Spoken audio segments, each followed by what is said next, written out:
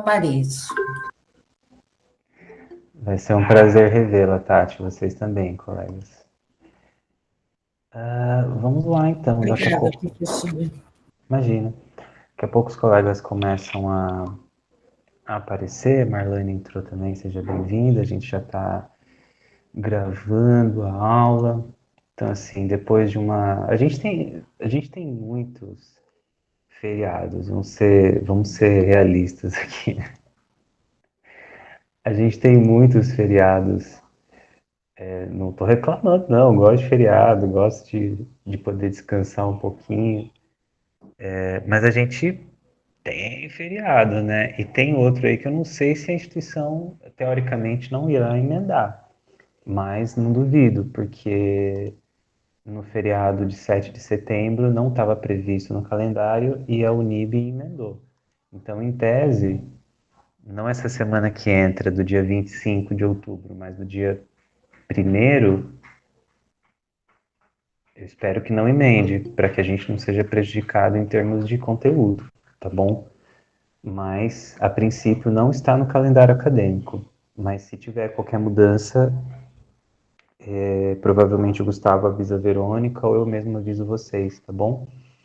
Mas torcendo aqui para que não tenha mais nenhuma emenda, para a gente não ficar danado aí com o nosso cronograma. Peraí, deixa eu só me recepcionar aqui o meu cachorrinho aqui. Vem, filho. Cadê? Não vai vir, não? Vem aí. Vem, caraca. Veio. Esse é meu parceirinho aqui de aula. Ano que vem vai ter que ficar numa creche. Vai, deita aí, fica quieto. Bom, vamos lá então, gente. Primeira coisa, né? Já corrigi os trabalhos de vocês, né? As participações em fóruns, tal, lancei as notas. Qualquer dúvida que vocês tiverem com relação às suas notas individuais, fiquem até o final da aula, aí depois que a gente encerrar, né, a aula expositiva, o diálogo sobre o conteúdo da aula, a gente no final conversa, tá? Acho que alguém ou outro vai me perguntar sobre questão de pontuação e tal, sem problema, mas eu queria deixar isso mais para o final, como eu falei, né, a gente teve 2 feriados, pelo menos aí, isso atrapalhou um pouquinho a nossa, como chama? O nosso plano de aula. Então a gente tem bastante coisa para ver e eu tenho receio aí que a gente perca mais aulas por conta dos feriados que acontecem nas terças. Que a deidade nos ajude.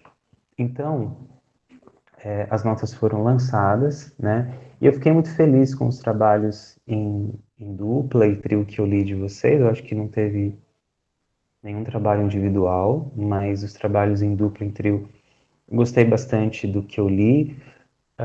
É claro, né, que o meu trabalho, né, o trabalho que eu pedi, no sentido de que o trabalho que eu pedi para vocês, né, ele tinha critérios, né, bem específicos, e se o critério não foi atendido, então se perde pontuação, né?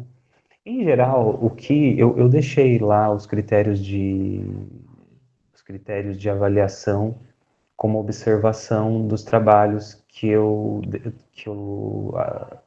lancei as notas lá no SED virtual, né? Em geral, exceto quem tirou 10, né? Mas quem tirou às vezes 9.1, 9.6, 8.5, aliás, quem tirou até 9, em geral, perdeu pontos na articulação teórica, né? Porque faltou articulação teórica, ou porque não conseguiu conectar tanto a disciplina com o estudo de caso, com o que foi solicitado, faltou um pouquinho de reflexão teórica, então, mas isso não impactou a nota no geral. Quem tirou menos que 9 é porque deixou de fazer alguma coisa que foi solicitado. né?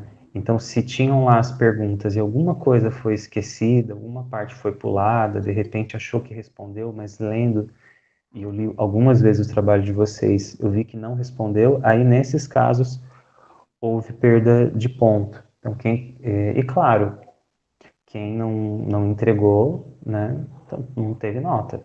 Então, é isso, né? Não tem como eu avaliar uma coisa que não chegou até mim.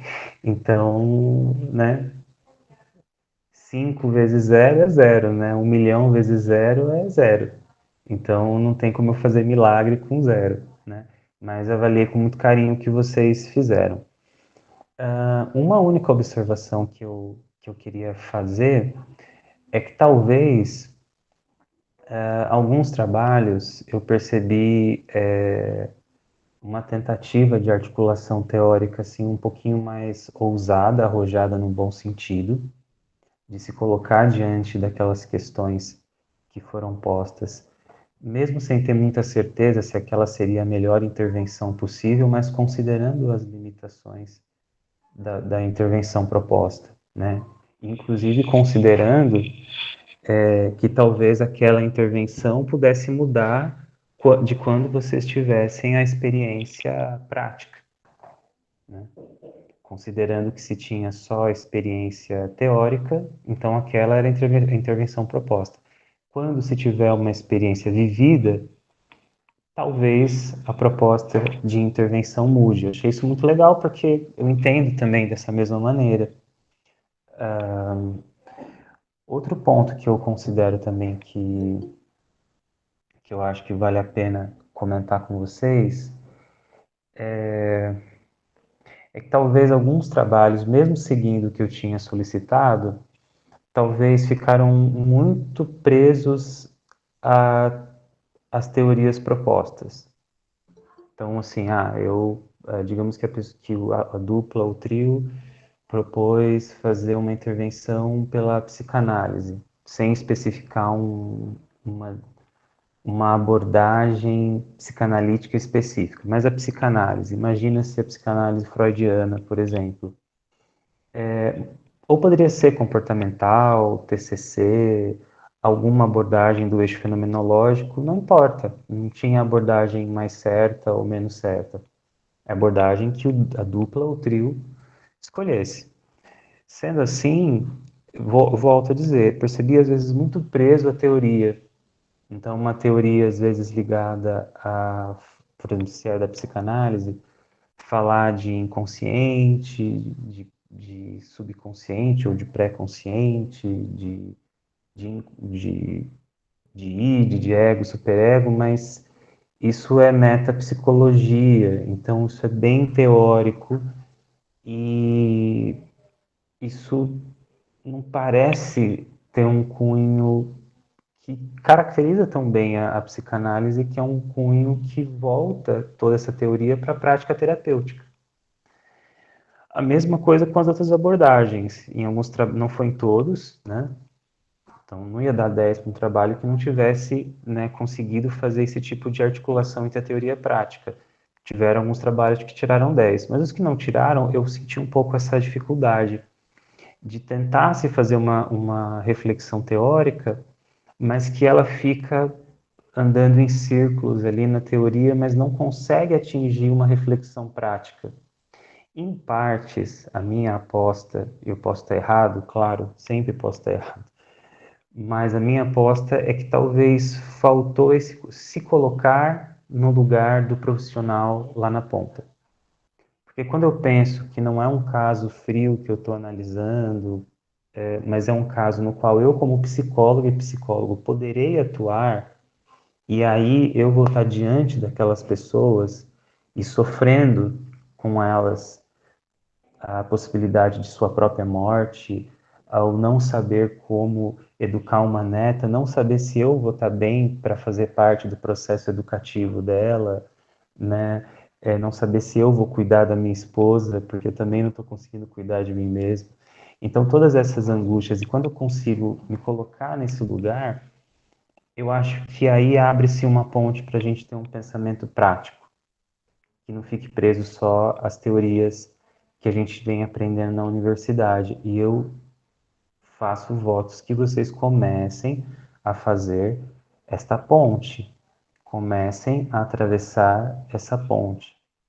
Não é raro, como professor, seja supervisor no estágio ou professor, sei lá, em tópicos especiais ou em qualquer outra disciplina de último ano, sentir os colegas assim, os colegas que estão próximos a se graduar, o famoso mais perdido que cachorro em dia de mudança.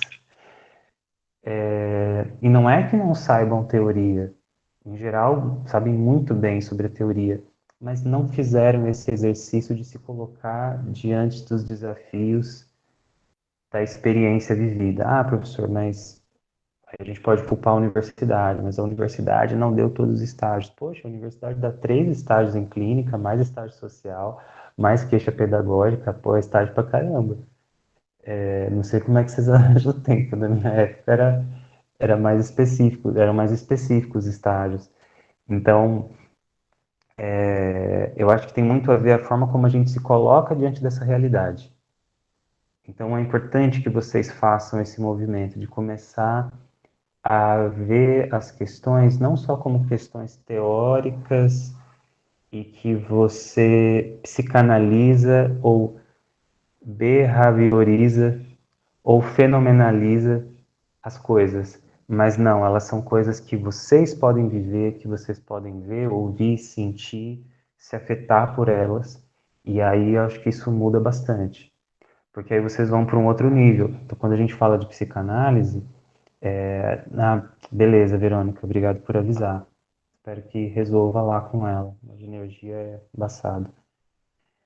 Quando a gente fala de psicanálise e a gente não se considera, a gente incorre em erros. O próprio Freud incorreu em erros, volta a citar o famoso fragmento de um caso de histeria, ou o caso Dora, em que ele fala, eu errei.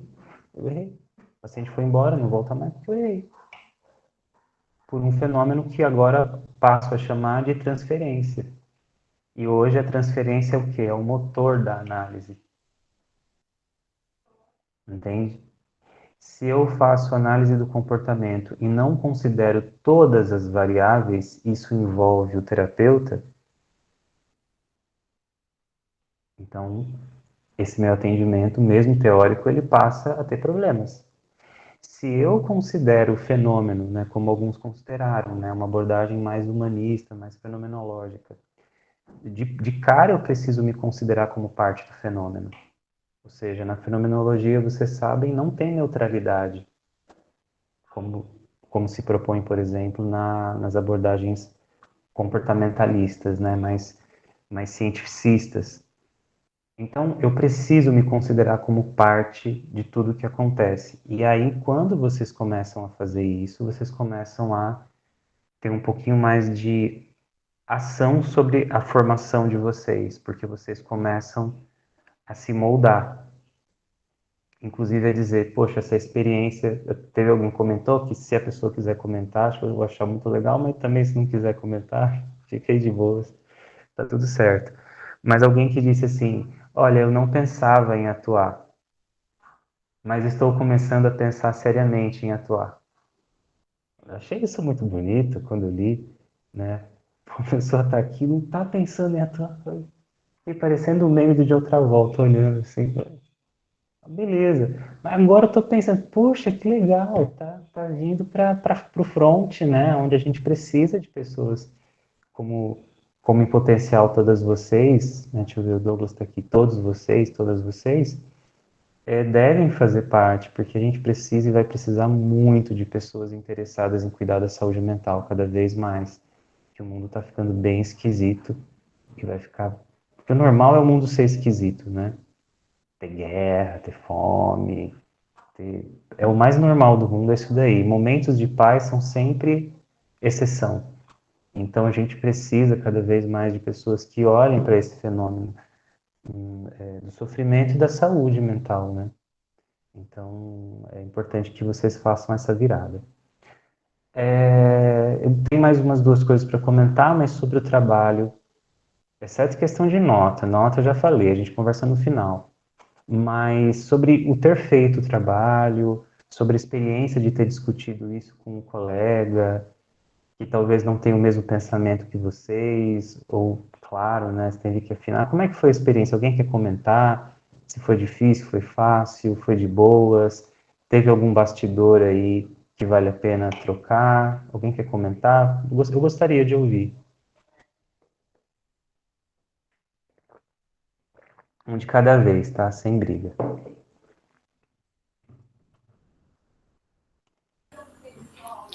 Professor, eu particularmente gosto de quando são trabalhos de estudo de caso, né? Porque faz a gente tentar pensar como que é lá na realidade.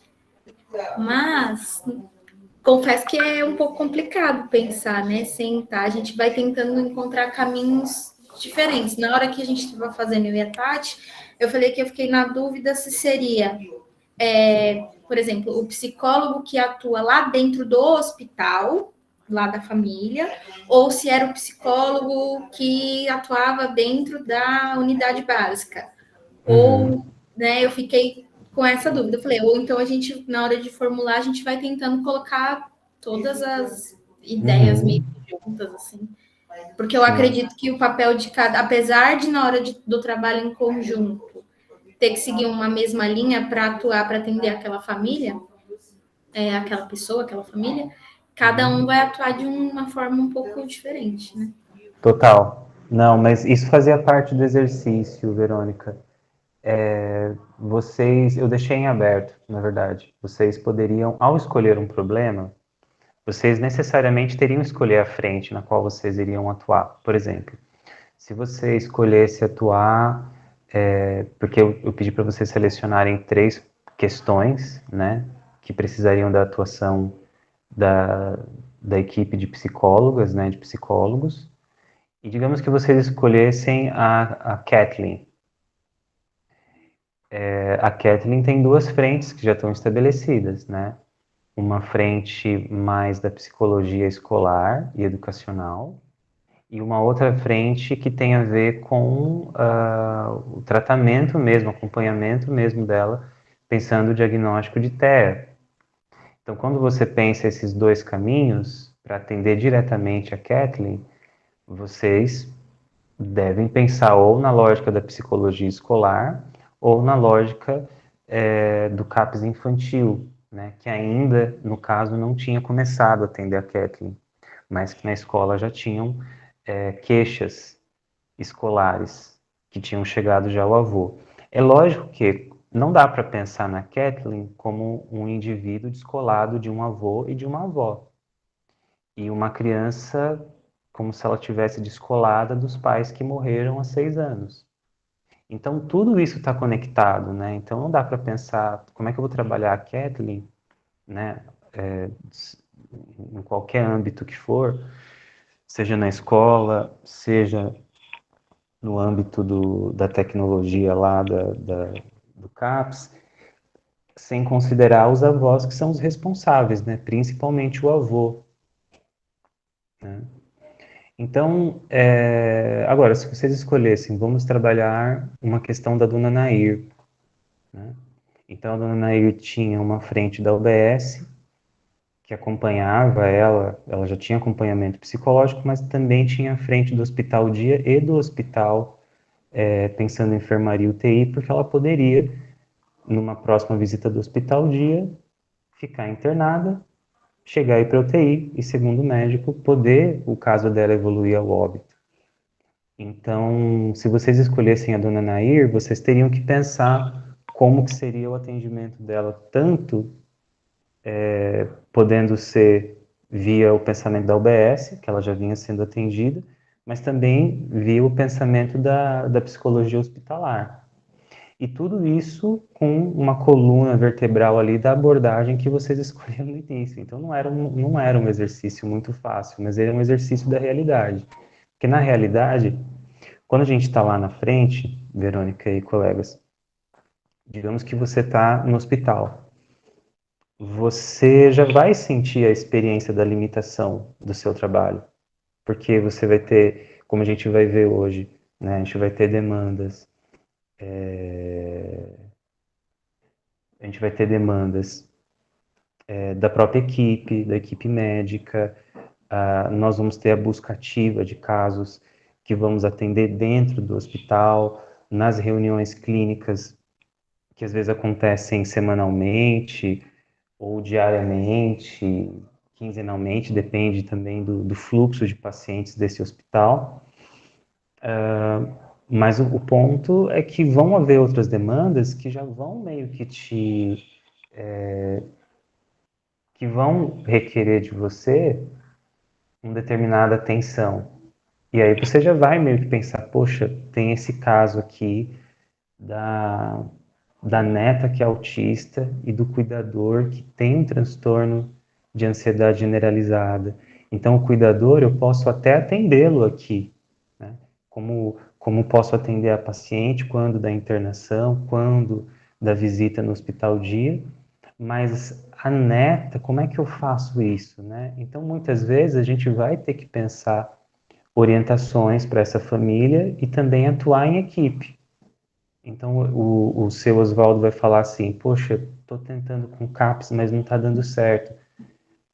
Ligar lá no CAPS, né, com autorização, que até o trabalho fala que tem, né, o estudo de caso, e entrar em contato com o CAPS. Falar, olha, a gente está com um caso assim, é importante que ele tenha acompanhamento, tenha informações, né, aqui no hospital a gente vai lidar com isso, mas é super importante que vocês atuem, né, porque é uma família mais vulnerável, não sei se vocês têm noção desse caso, poxa, eu não sabia, não, eu vou ver aqui, vou ver o que eu posso fazer para encaixar o atendimento da Kathleen. Parece que não, né? Mas você já trabalhou nessa área, né, Verônica? Acho que a Tati também, e outros. Vocês sabem como funciona. Às vezes, conhecendo melhor o caso e a situação social, né, a vulnerabilidade daquela família, os próprios funcionários daquele aparelho vão saber priorizar, entende? Agora, se eu atendo, por exemplo, a dona Nair, voltando para o caso dela, eu tenho que pensar em todo o desdobramento, né? De que existe uma questão em casa, eu pensaria, bom, eu preciso conversar com essa equipe da UBS, que tem feito um bom suporte, a princípio, é o que parece, né? Porque ela vem sendo acompanhada há 11 anos, não tem nenhum transtorno psicológico, apresenta uma adaptabilidade, né? Um ajustamento ao seu adoecimento, mas até que ponto que essa equipe conversou, por exemplo, de testamento vital, de finitude, de cuidados paliativos? De repente, a equipe da OBS, Verônica, Tati, Cláudio, colegas, não conversou. E você não sabe. Então, é bom articular, mas no hospital, necessariamente, se a equipe já está apresentando a possibilidade de uma evolução desfavorável, devido ao adoecimento, então é super importante que a gente pense que isso é um cuidado a dar para essa família e para essa paciente, né? É um assunto difícil, a gente está no nosso plano de aula falar sobre questões de bioética, eu sei que vocês já estudaram isso, mas a gente vai pensar de novo, pensando que um dia em potencial serão vocês a dialogarem isso com o paciente, claro, se vocês quiserem topar esse tipo de desafio, mas eu acho inevitável que a gente tenha que pensar sobre isso. Porque é uma questão da vida. Infelizmente, não é uma coisa que a gente deseja, não é um assunto gostoso, mas é um assunto necessário falar sobre isso. Vocês, como psicólogas e psicólogos, precisam pelo menos conseguir ponderar sobre o assunto. Porque tem muita desinformação sobre cuidados paliativos, sobre questões bioéticas. A questão é, e quando a tecnologia médica falha? Quando não dá mais certo? Quando o processo curativo não vai mais rolar? Aí, a impressão que tenho é que, se não for bem articulado, o próprio paciente começa a se permitir sofrer mais e ele começa a não aderir a cuidados que poderiam minimizar o sofrimento. É como se, entre aspas, ele desistisse. É o famoso desenganado pela medicina. Vocês já devem ter ouvido isso já dos nossos mais antigos. Não, fulano de tal está desenganado. Está desenganado porque alguém tirou o engano dele, né? Ele achava que ia viver e aí o médico foi lá e tirou esse engano dele, né? Desenganou. Mas a vida, ela parece que é mais do que a vida biológica, né? Se a saúde é um estado de bem-estar biológico, mas também psicológico, social e também espiritual, então os cuidados de saúde não podem parar quando a vida biológica está ameaçada por uma doença que não tem possibilidade de cura nesse momento. A pessoa precisa continuar tendo qualidade de vida, ela precisa continuar tendo conforto. Então, a pessoa que às vezes tem a metástase, um estágio mais avançado de câncer, pode viver 20, 30 anos e não morrer de câncer. Já acompanhei pacientes que tinham 25 anos, que tinham já câncer de próstata, metástase, e, e optou por não operar, por uma questão de qualidade de vida, porque quando retira a próstata tem, sim, problemas relacionados à possibilidade de disfunção erétil, à diminuição da libido, à incontinência urinária, e a pessoa prefere optar por não retirar. E aí a questão da metástase, é, na pessoa idosa, não necessariamente ela é agressiva como nos jovens, como vocês.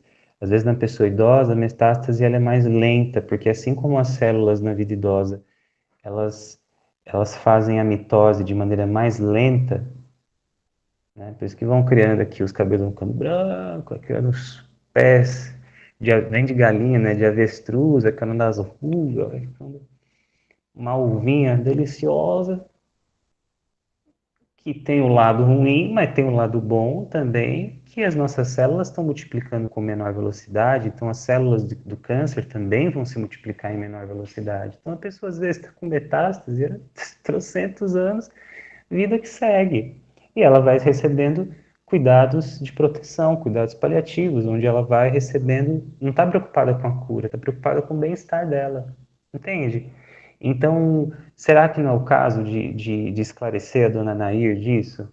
Então, tem vários caminhos que vocês poderiam tomar. Eu fiz questão de não definir, falar, ó, vocês vão pegar esse caso e falar só da parte hospitalar. Não. Porque dependendo do sistema de saúde que vocês trabalharem e da época em que vocês trabalharem, esses sistemas são mais ou menos articulados. Se vocês trabalharem com sistemas que, por exemplo, são administrados pelo Hospital Albert Einstein, que são administrados pela SPMD, que são OS que atuam na saúde, vocês vão ter uma articulação talvez um pouco maior.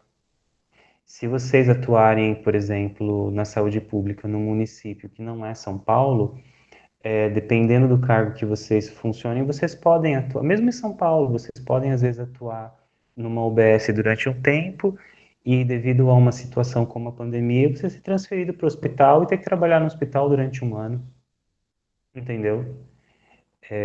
Então, por isso que eu não coloquei uma limitação de, olha, falem desse caso na perspectiva do hospital. Deixei em aberto para vocês escolherem. E eu sei que é uma escolha difícil, mas eu queria que vocês fizessem, tá? É claro, a gente vai ter prova regimental, aí sim a gente vai perguntar coisas específicas de psicologia hospitalar, né? Mas eu queria que vocês escolhessem, para mostrar que tudo é psicologia da saúde, inclusive a psicologia hospital, no contexto hospitalar. Mas, e é isso que eu queria conversar com vocês, tem algumas coisas que acontecem no hospital que são muito peculiares, e isso é importante que vocês entendam. Como cada área tem a sua peculiaridade. Eu queria fazer um convite para vocês. Todo segundo bimestre, enquanto eu estiver assumindo a psicologia a disciplina de psicologia tópicos especiais, sabe qual que é? Aquela que é do último ano? Sabe qual que é, Verônica? No último ano, vocês têm uma disciplina que vai chamar tópicos especiais em psicologia. Tópicos 1 e tópicos 2. Então, durante o último ano de vocês, que eu acho que é ano que vem, não é? Vocês não vão pro nono e décimo? Então, aliás, né, oitavo e nono, né? E depois nono e décimo. Então, se for eu, o professor, ou pode ser a Cláudia também, em geral, se for eu, a Cláudia não sei como que ela está preferindo fazer, porque a gente procura construir com os alunos a disciplina. Mas no segundo bimestre, geralmente eu elejo, junto com vocês, uma série de 5 palestras, de preferência com pessoas convidadas, que vão ministrar assuntos que são do interesse de vocês, que seja um interesse que surgiu na graduação, seja um interesse que surgiu pensando o futuro profissional de vocês, alguma coisa, algum assunto que vocês sentiram que não foi bem discutido na graduação. Então, tópicos é essa disciplina que ela procura, pelo menos, oferecer alguma forma de reparação para algo que não foi discutido, mas também abrir espaço para que vocês possam discutir o período de pós-graduação, né? O período que vocês estiverem já formados, o que vocês vão fazer como profissionais. Basicamente é isso. Então, nesse ano, com o pessoal do nono e décimo, eles escolheram alguns temas, disciplinas de palestras que eu queria convidar vocês, porque eu acho que vai ser super interessante. Eu vou colocar aqui as datas, e algumas têm a ver com o caso, tá? Então, eu vou colocar aqui as datas, e aí vocês podem escolher se vocês vão participar. Elas vão acontecer de manhã, elas vão ficar gravadas, mas elas vão acontecer de manhã das 8h30 às 9h50. Então, é 1 hora de palestra e 20 minutos de diálogo, de perguntas, tá? Então, a primeira palestra vai ser no dia 28/10.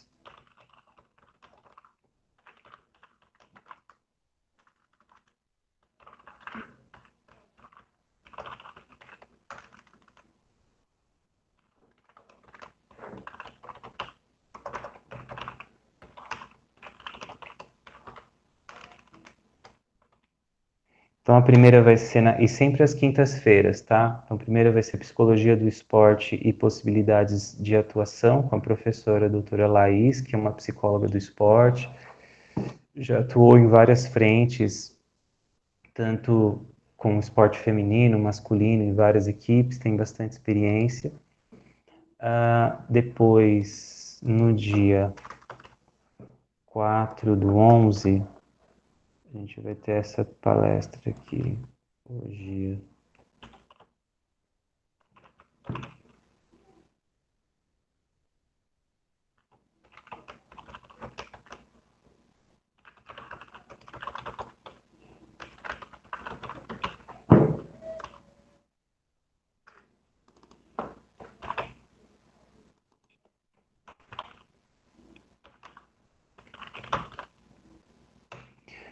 A outra vai ser no dia 4/11, Psicologia Analítica de Carl Jung e Experiências de Atuação, que é o professor mestre Júlio Silveira, ele é professor universitário também, e ele é psicanalista, ele é terapeuta junguiano, e eu acho que é a pessoa mais junguiana que eu conheço. Ele acha que não, mas é bem junguiano. Então, ele já deu palestra sobre esse assunto, então vai ser um pouco uma continuidade. Outra palestra que eu acho que aí interessa também para nossa aqui é essa daqui, ó.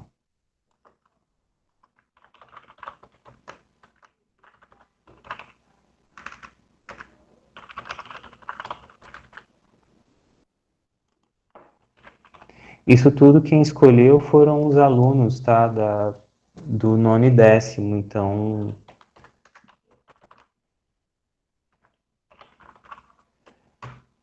que é essa daqui, Psicologia Hospitalar e Desafios da Atualidade, com o professor Dr. Cândido Flauzino. O Cândido, ele é fenomenólogo, ele é um cara que escreve bastante, né? Tem livro lançado sobre as questões relacionadas à psicologia hospitalar, então ele é psicólogo hospitalar, fez mestrado, doutorado com essa temática da atuação na psicologia da saúde nos hospitais e tem bastante experiência como psicólogo hospitalar. Então, e ele vai falar desses desafios da atualidade que tem a ver com pandemia, que tem que ver com cuidados paliativos, que tem que ver com inserção do psicólogo na equipe médica, na equipe interdisciplinar. Então, fica aí esse convite. Aí depois a gente tem dia 18, esse aqui, que é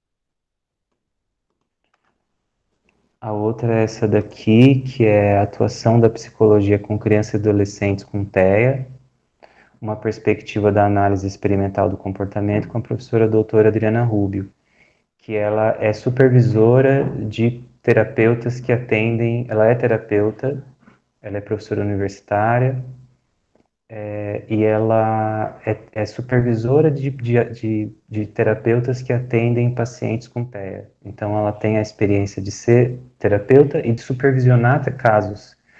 Então isso aqui é o creme de la creme aqui para quem é da área comportamental, para quem quer ouvir um especialista bem gabaritado, super recomendo.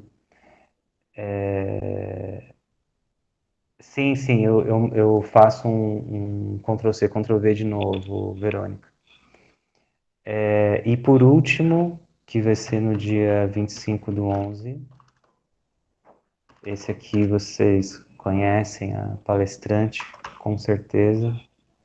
Minha amiguinha está sempre presente aqui nas minhas empreitadas. Cadê? Psicologia.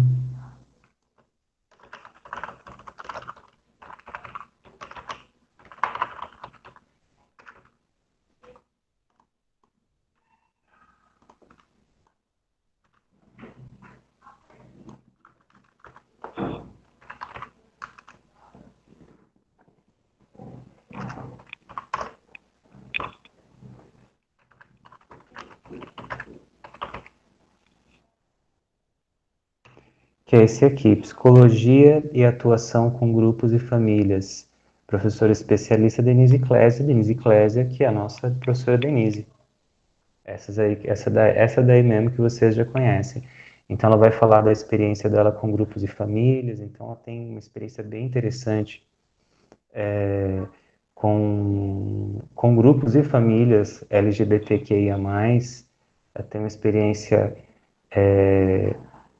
com com vários contextos familiares e grupos diferentes, grupos profissionais, grupos religiosos. Então, tem uma experiência interessante, ela vai trocar com a gente. Eu acho que todos esses casos, eu não pensei muito nisso, mas me ocorreu agora que um pouquinho dessas palestras ajudariam a responder o estudo de caso que vocês estudaram, né? Porque tem grupo, tem família, tem criança com TEA, tem psicologia hospitalar, aí esporte e a psicologia analítica ficaria como um plus, né? Mas não pensei muito nisso não, mas agora que eu olhei, daria conta. Então eu vou fazer um Ctrl+C, Ctrl+V aqui, Verônica. Aí se você quiser compartilhar com os coleguinhas, então ó, dia 28/10 é a primeira, daqui a 2 semanas. Depois, dia 4/11. Depois, dia 11/11. a quarta, dia 18/11, e a última, 25/11, tá? E é legal, caso eu seja o professor de vocês aí pela 10ª vez, pela 1000ª vez, a minha ideia é um pouco diferente, assim, que é justamente de construir a disciplina junto com vocês, tá? Então, é pensando no período de final de graduação, começo da vida profissional, e construir pensando nos gaps, pensando nas lacunas que vocês sentem que ficou, e também esmerando aí, né, o que vocês desejam encontrar como desafios aí na vida de depois de psicólogos e psicólogos formados, tá? Se for a professora Cláudia, em geral ela vai na mesma linha, mas é sempre uma experiência diferente essa, dessa disciplina. Tá bom? Então fica o convite principalmente para essa que é do dia 11/11, que é psicologia hospitalar, e essa também do dia 18/11 parece ser interessante também, né? Principalmente para quem é da abordagem comportamental. Todas são bacanas, mas eu acho que essas duas têm mais a ver com o caso que nós estamos estudando. E sobre o trabalho, mais alguém além da Verônica quer comentar algo, quer partilhar um pouquinho da experiência?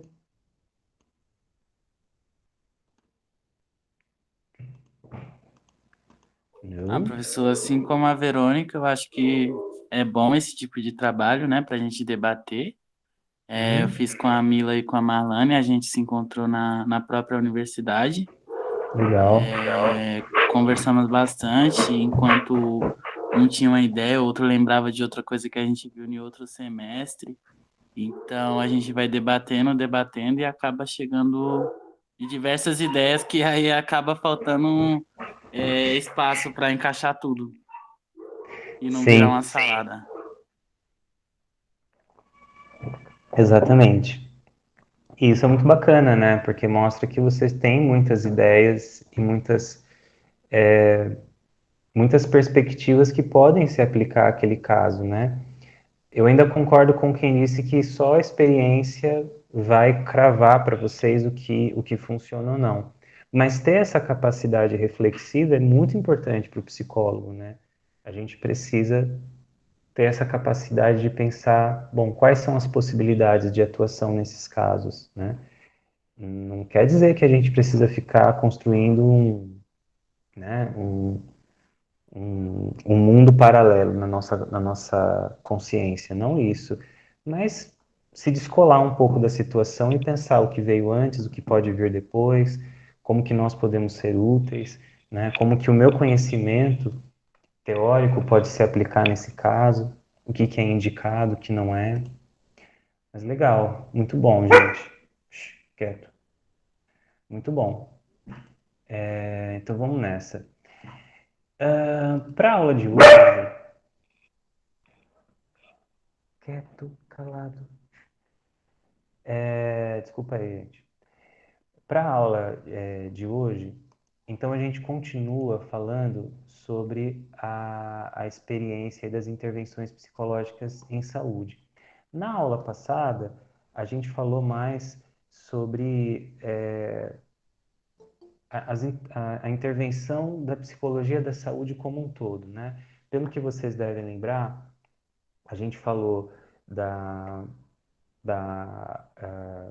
de como o foco do nosso sistema público de saúde, a partir do SUS, em 1988, né, na Constituição Federal, e, sobretudo, a partir de 1992, quando a gente começa a ter a estratégia de saúde da família, né, que começa como programa de saúde da família, a gente começa a tentar, eu digo a gente porque eu incluo todos nós nessa, né? A gente começa a ter o desafio de promover saúde e de prevenir o aparecimento de doenças, ou seja, que as pessoas estejam saudáveis e com hábitos e comportamentos saudáveis antes que as doenças apareçam e prevenir que as doenças apareçam. Então, para isso acontecer, a gente precisa entender quais são os comportamentos, quais são os hábitos, quais são as necessidades, qual a cultura, qual o jeito que as pessoas daquela região fazem as coisas.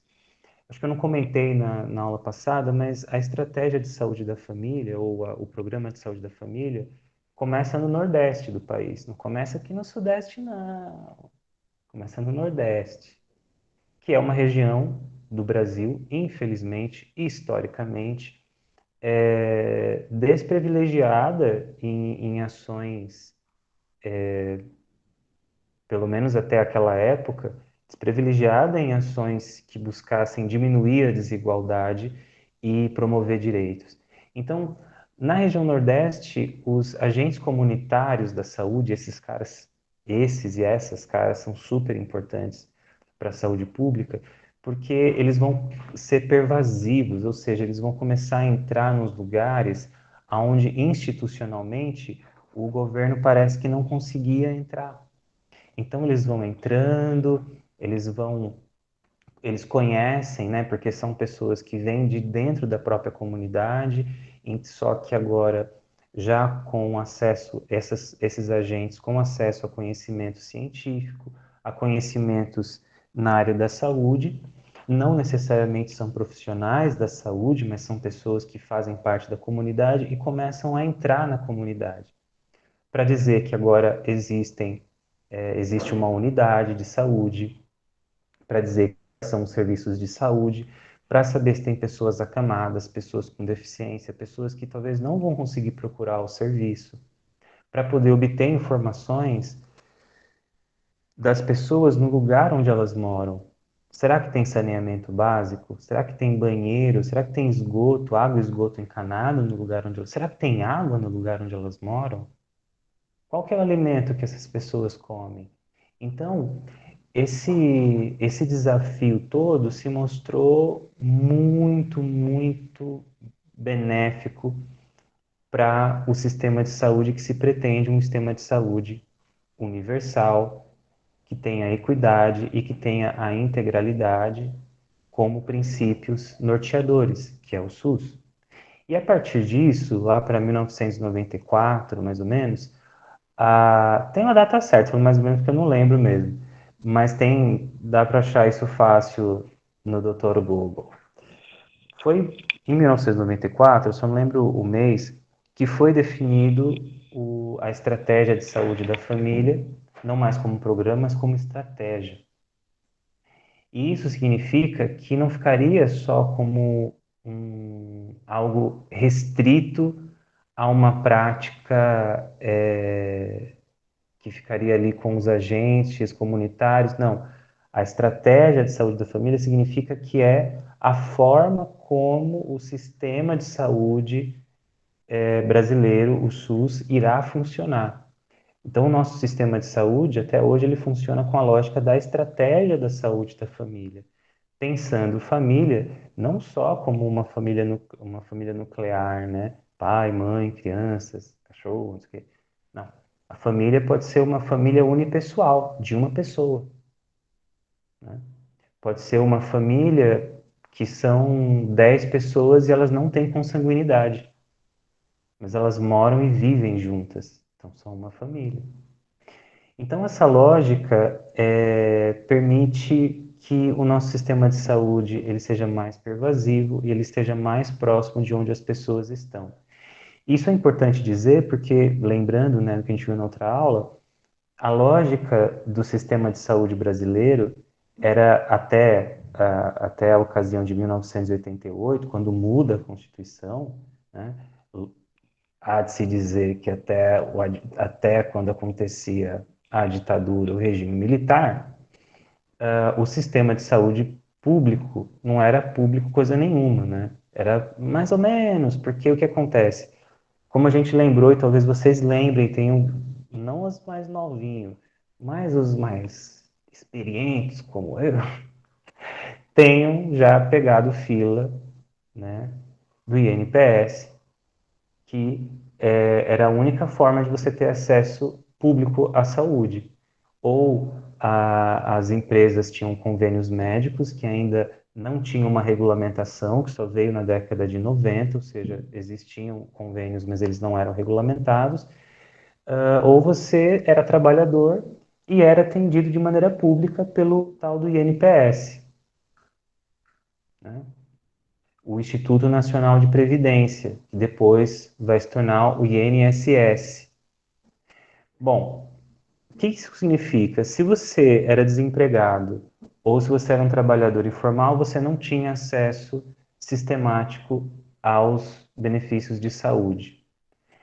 Só que o INPS, ele era mantido pelo governo e pelo trabalhador, só que o sistema de saúde que existia, ele não tinha visão de estratégia de saúde da família, de promoção da saúde, de prevenção primária, ele tinha uma visão centrada no hospital, ou seja, ele era hospitalocêntrico, é centrado no hospital, significa que tudo passa pelo hospital, tudo passava pelo hospital, consultas, tudo que vocês podem imaginar passa pelo hospital. Isso é ruim porque a gente vê agora na pandemia o quanto os hospitais foram exigidos. Tem leito para todo mundo? Se todo mundo precisar de leito de hospital agora, tem leito para todo mundo? Não, não tem leito, acho que nem para 1% da população. A gente tem 200 milhões de 210 milhões de pessoas no Brasil, a gente não tem 2 milhões e 100 de leitos. Talvez tenha, mas não tem tudo isso. Eu acho que não tem. Eu acho que deve ter 1 milhão e pouco de leitos hospitalares. Não tem, de leitos de UTI, mas não tem tudo isso de leito. Ou seja, o nosso sistema hospitalar, em 2021, não atende toda a população, caso toda a população não tem profissional da saúde suficiente para atender toda a população brasileira. Estão entendendo o que eu estou dizendo? Que o sistema centrado no hospital nunca foi o modelo ideal de saúde pública, só que era o modelo brasileiro. Brasil, meu Brasil brasileiro. Ê, Brasil. Então era isso daí, galera. Então, quando vem a Constituição de 1988, isso muda a lógica, porque não daria para o cidadão ter direito à saúde só por meio do hospital. Isso não quer dizer que o hospital de cara é um vilão ou que é alguma coisa obsoleta. O hospital é necessário, só que ele não pode ser o único recurso de saúde, de forma nenhuma. Então, só que isso não foi uma descoberta dos deputados constituintes que fizeram a Constituição de 88, sabe? Não, não é nada disso. Já existiam documentos da Organização Mundial da Saúde desde a década de 70, por exemplo, de 1978, a carta, a Declaração de Alma-Ata, que falava que os sistemas de saúde do mundo todo, que eram vinculados à Organização das Nações Unidas, eles tinham que mudar para uma prática de promoção e prevenção da saúde. O Brasil, como membro efetivo da ONU, não foi, né? Ou seja, época da ditadura. Ninguém foi lá em Alma-Ata, no Paquistão. Mas não importa, porque é igual reunião de condomínio. Você não foi? Desculpa, dane-se. Teve quórum? Decidiu-se. Acabou. Entendeu? Acabou. Então, o Brasil não compareceu, mas teve que assinar a declaração. Ou seja, nos 10 anos que se seguiram, o Brasil inevitavelmente teria que ter uma política de promoção e prevenção da saúde. Isso era inevitável. Só que é evidente que houve resistência econômica, porque não era interesse dos hospitais, que eram financiados pelo trabalhador e pelo serviço e pelo INPS, deixar de perder dinheiro, porque as pessoas iam começar a ter outros recursos para buscar a saúde de maneira gratuita. Estão entendendo? Então a questão social, a questão econômica nunca está totalmente desvinculada. Entendem? das práticas que a gente tem como psicólogos. Por isso que foi tão importante na década de 80 a luta antimanicomial, porque, de novo, é a saúde mental, nesse caso, sendo tratada por meio da lógica hospitalar. E o que a gente tem hoje? Uma lógica que tem hospitais psiquiátricos do judiciário, né? Aqueles que a gente viu na jornada de psicologia, né? Os famosos, inclusive, né? Lá no Juqueri, espalhados pelo Brasil. Existe.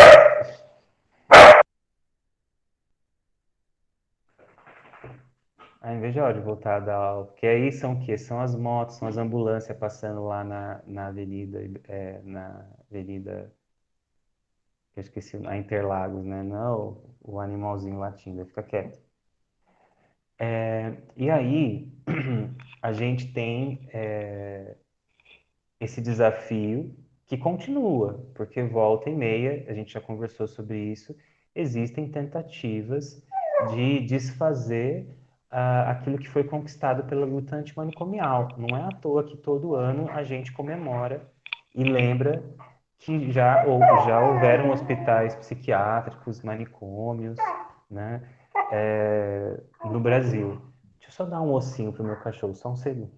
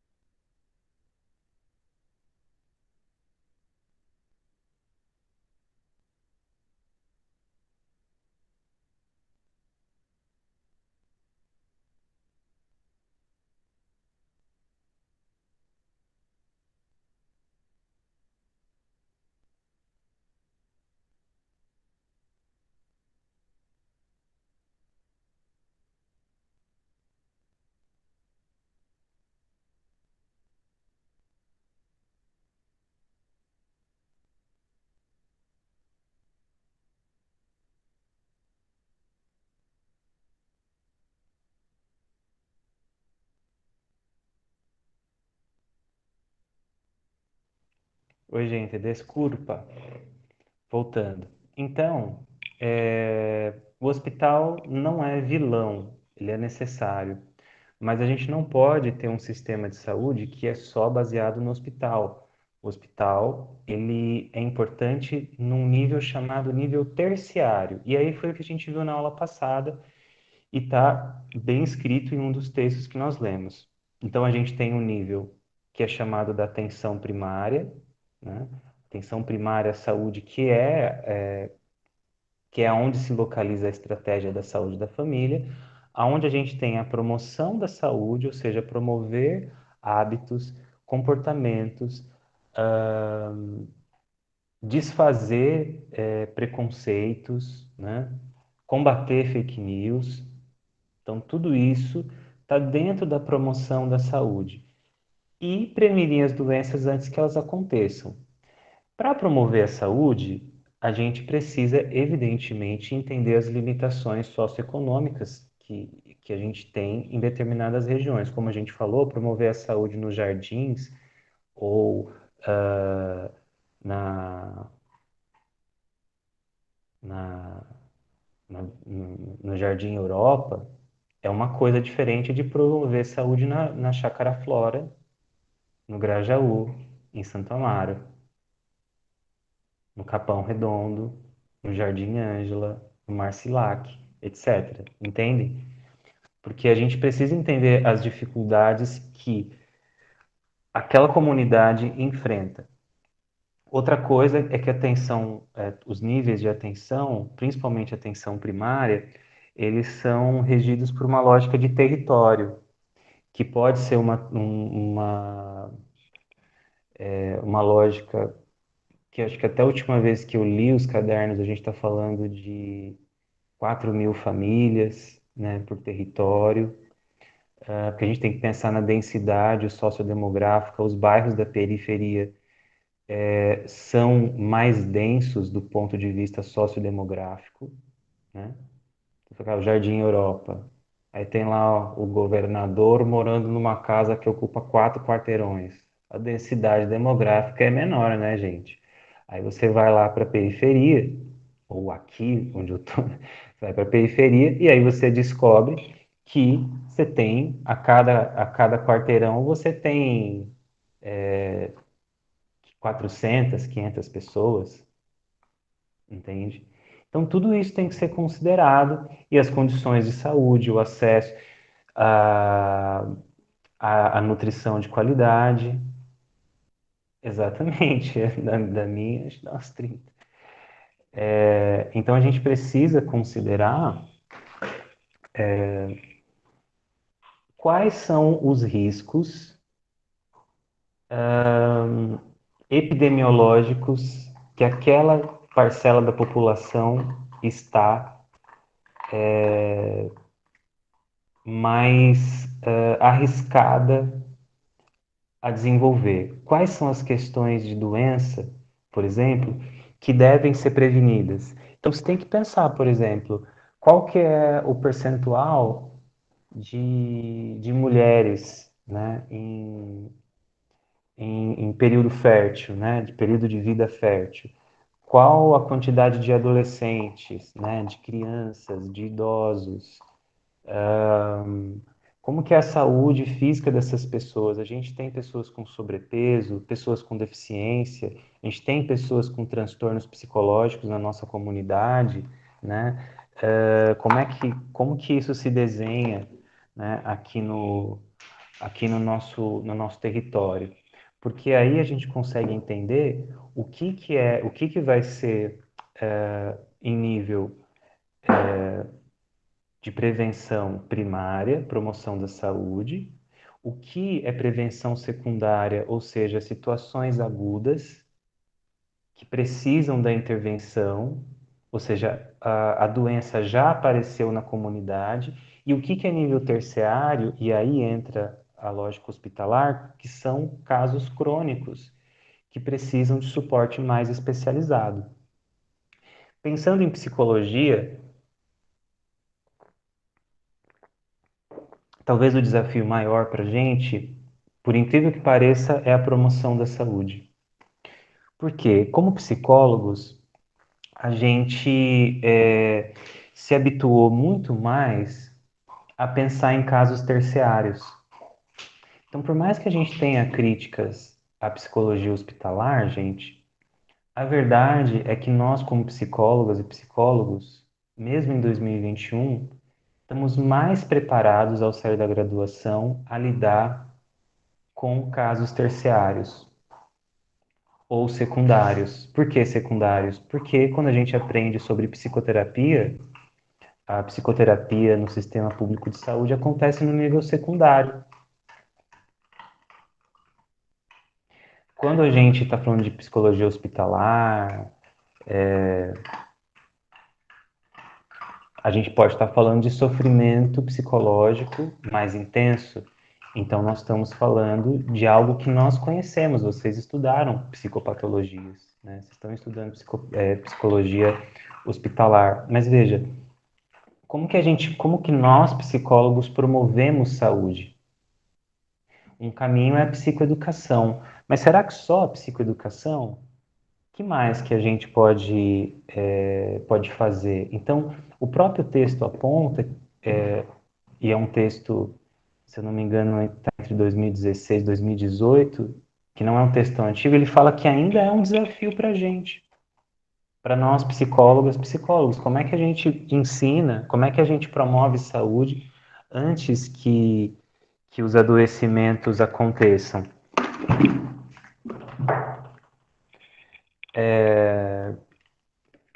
É difícil. Como é que a gente resolve isso? Então, são estudos, são caminhos para a gente pensar, para vocês refletirem também, porque não raras vezes nós psicólogos somos convocados a assumir esses pontos na atenção primária. Né? Bom, mas a gente está falando aqui de psicologia hospitalar, então passando aí para os níveis, né? Primário, secundário, terciário, então hospital. Então, quando a gente fala de intervenções de saúde já num nível hospitalar, a gente está falando de prevenção terciária. E aí o texto, né, que é o texto, acho que é o 7, que fala mais especificamente desse tipo de desafio aí, que é o desafio da psicologia hospitalar, ele vai colocar duas questões aqui para a gente, que é um pouco do que eu queria conversar com vocês agora nessa parte aqui mais indo para não para o desfecho, né, mas para essa segunda metade da nossa aula, né, a gente vai até umas 9h05, mais ou menos, não mais que 9h10, tá? Mas vamos colocar aqui a primeira pergunta.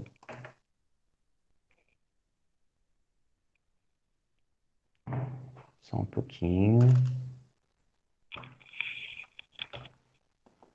Isso aqui tá no texto, tá, gente? Tem nada de novo aqui. Só me dá um segundinho, por favor.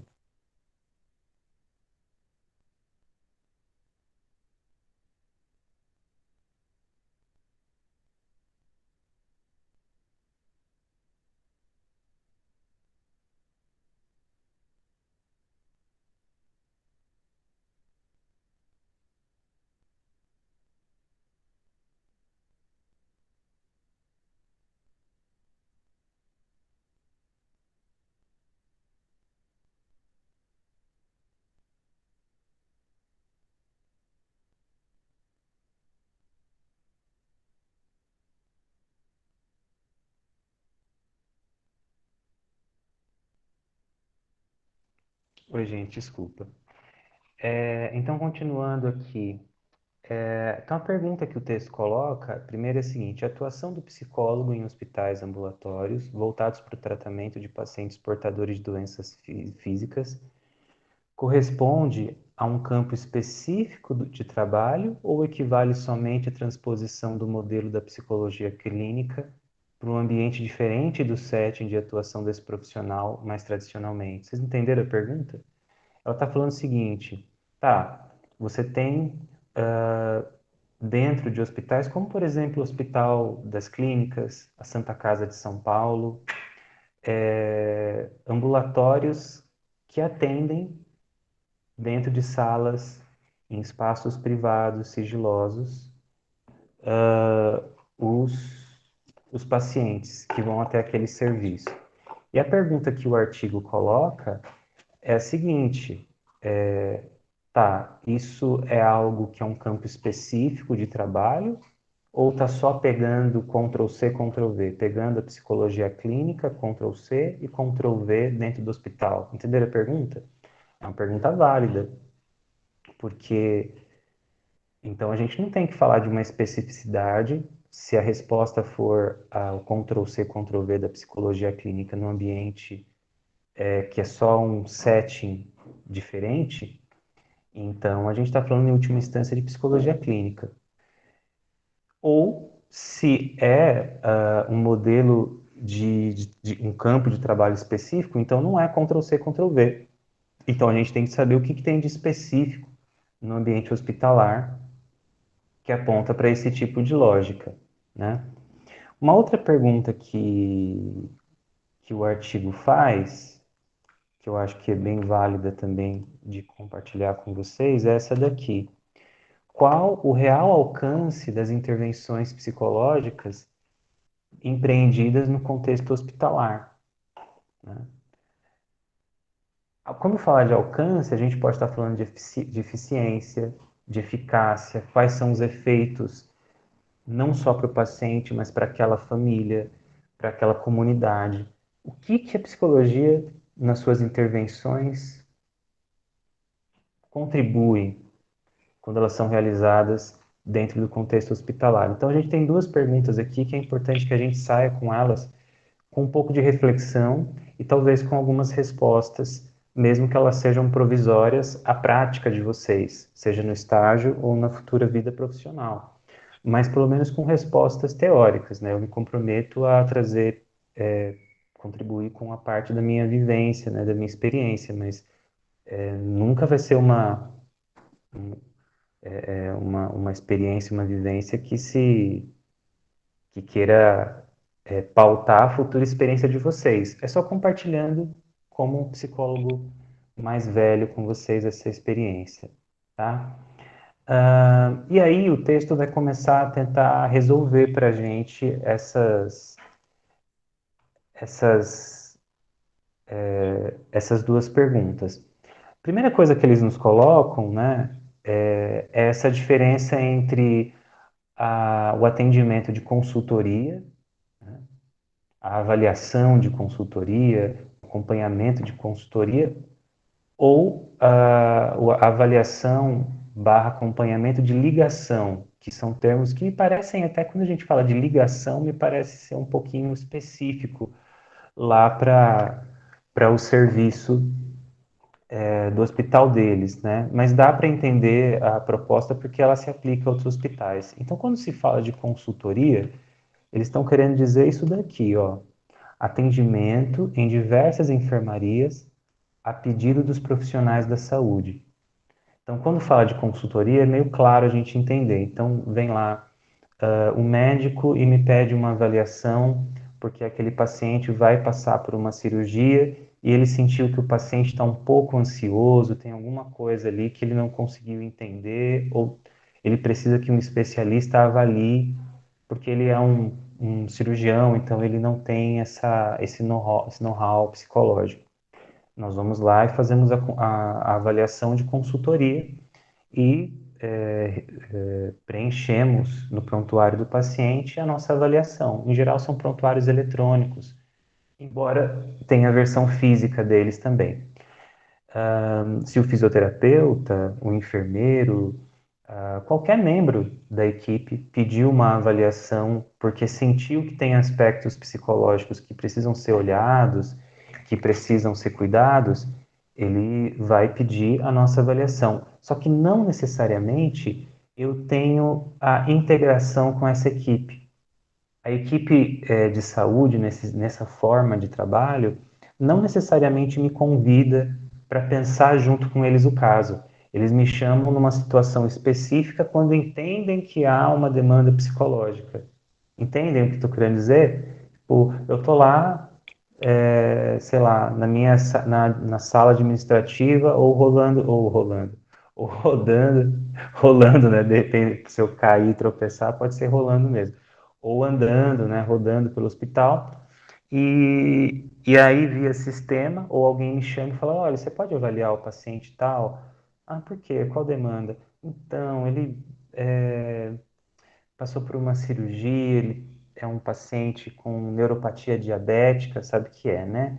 Quando a diabetes está muito avançada, começa os vasinhos das extensões das mãos, dos pés, começam a perder a sensibilidade por conta da dificuldade de metabolizar a insulina no corpo, e aí glicose em excesso vai causando, matando os vasinhos, e aí vai causando uma perda da sensibilidade nas extremidades, que nas mãos geralmente é mais difícil, mas nos pés, pezinho fechado, sapatinho desconfortável, o que causaria um calo no pezinho do diabético, que está com neuropatia diabética, pode causar machucados absurdos, necrose, amputação. Infelizmente, é um quadro bem complicado de saúde que existe, não só no Brasil, mas no mundo, né, que são as doenças crônicas não transmissíveis, que são doenças físicas, mas que a gente precisa acompanhar. A gente, como psicólogos, se vocês atuarem mais especificamente na área da saúde, vão precisar entender esses quadros,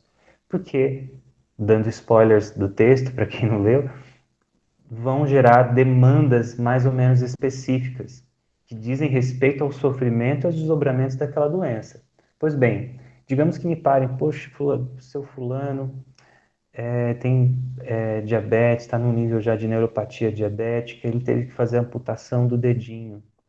Ele está muito sentido com isso. Nossa, ele é outra pessoa, Adriano. Ele chegou aqui mais otimista, tal, mas quando ele viu o dedinho dele cortado, parece que alguma coisa nele mudou. Você se importa de avaliar ele? Não, com certeza, eu vou lá. Se realiza a avaliação, a gente já fala mais ou menos como ela pode acontecer. E aí, eu vou lá e avalio, mas não necessariamente eu vou acompanhar esse paciente. É claro, depois da avaliação pode se decidir um acompanhamento ou não. A gente também tem que falar um pouco sobre os critérios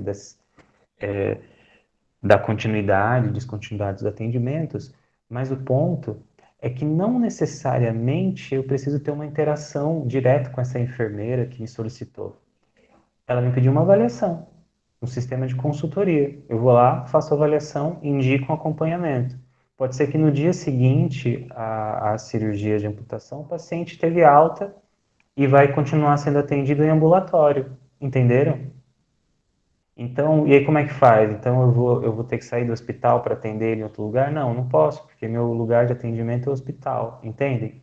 Então isso é um desafio que o psicólogo, que a psicóloga tem no hospital, que é de a gente não ter um controle sobre a continuidade de um atendimento. Por isso já pauta uma certa especificidade no sistema, dentro de um sistema hospitalar, que é essa já saber de cara que a gente não vai conseguir atender o nosso paciente, e que nós vamos precisar encaminhá-lo muitas vezes. E tá tudo certo, eticamente tá certinho a gente encaminhar, então não posso dar acompanhamento, porque eu sou psicólogo hospitalar. Ela precisa ser acompanhado no ambulatório. Então o paciente já sai do hospital com o encaminhamento, tá? E se precisar de um encaminhamento médico, vou e converso com o médico. Olha, avaliei, está aqui a minha avaliação, às vezes imprimo para mostrar para o médico, para deixar com ele a cópia. De repente até faço um protocolo, né, para que a pessoa assine que recebeu o meu encaminhamento. Ele repassa à família e reforça a recomendação. Fala assim, olha, o psicólogo recomenda, eu também recomendo que o paciente passe em acompanhamento ambulatorial, devido à perda, devido à amputação que infelizmente teve que ocorrer. Entendem? Não são assuntos fáceis, não são assuntos simples, mas eu entendo que vocês estão conseguindo compreender. Sim, Cláudia, Tati, Rosângela, Verônica. Beleza. Aí tem o outro tipo de atendimento que o texto aponta para a gente, que eu acho que esse aponta um pouco mais para o estudo de caso que a gente trabalhou, que é o atendimento da clientela específica junto à equipe multiprofissional.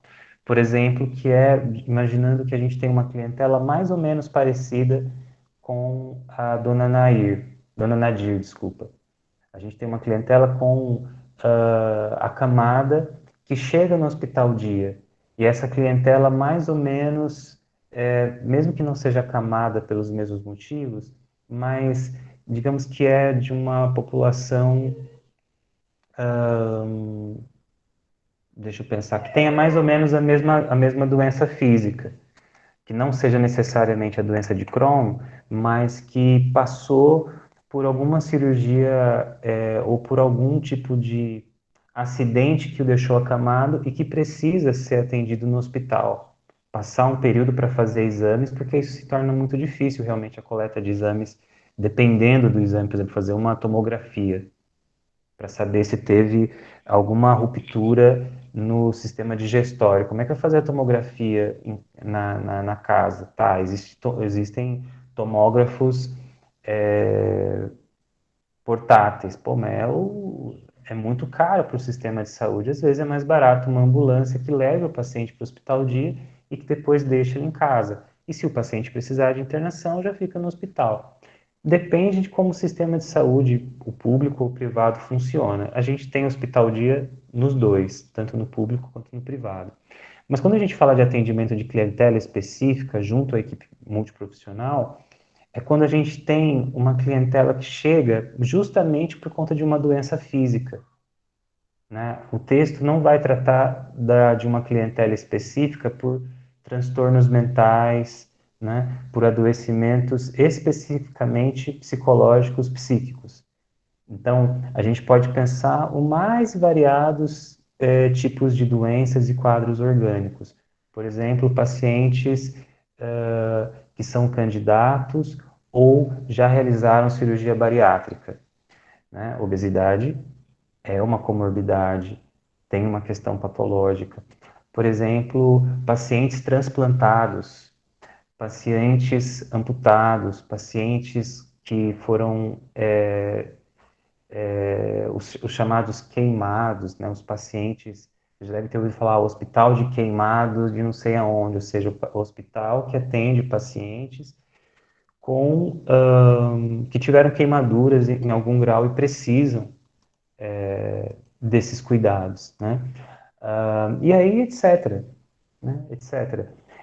Por exemplo, o Hospital das Clínicas, ele é um hospital de clínicas porque ele atende nas suas clínicas que estão vinculadas à Universidade de São Paulo, né, a Faculdade de Medicina de São Paulo, os vários institutos,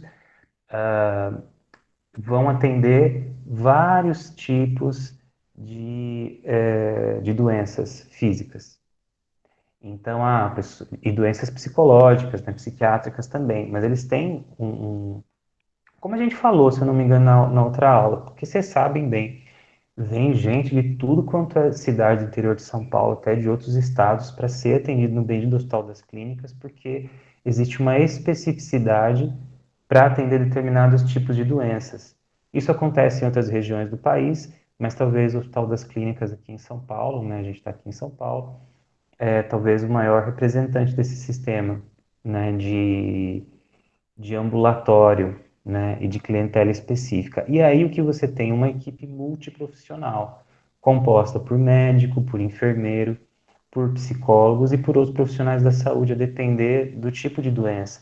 Pode ter um fisioterapeuta, pode ter um terapeuta ocupacional, por exemplo, se a gente fala de pacientes amputados ou que tiveram acidentes. Então você precisa de um terapeuta ocupacional, né? Não só do fisioterapeuta, mas de um terapeuta ocupacional para reabilitação para aquele paciente que vai ter que se descobrir como é que ele continua tendo a capacidade de fazer as coisas que ele fazia, mas agora com limitações que antes ele não tinha. Então, terapeuta ocupacional, um profissional da saúde super importante nesses casos. E aí o psicólogo, nesse sistema de atendimento à clientela específica, ele tem uma integração maior com a equipe. E aí ele não atua como consultor que vai lá, avalia, encaminha para o acompanhamento, ou às vezes até acompanha, mas de maneira assim, pontual, quando solicitado. Não. No atendimento de clientela específica, o psicólogo tem uma atuação mais ativa, mais participativa, com maior diálogo com a equipe. Tá bom? Então, esses são os dois exemplos, e eu diria que esses são as duas situações que geralmente a gente observa no sistema hospitalar. Ou o psicólogo ou a psicóloga atua como consultor, ou atua nesse sistema que eles estão chamando no texto de ligação, porque o psicólogo faz essa conexão entre a clientela e as outras partes da equipe, articulando o atendimento. Até aqui, tudo bem? Dúvidas, perguntas, reclamações, angústias? Tudo bem? Podemos seguir tocando, tocando, tocando. Deixa eu ver o que mais aqui que eu destaquei para a gente conversar.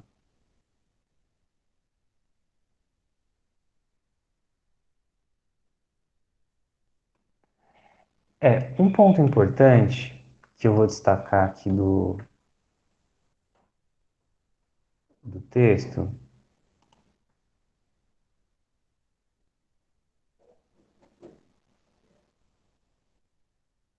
Peraí. Como é que funcionaria esse B aqui, né? Que é o sistema de avaliação e acompanhamento por ligação, né? Que é o atendimento da clientela específica.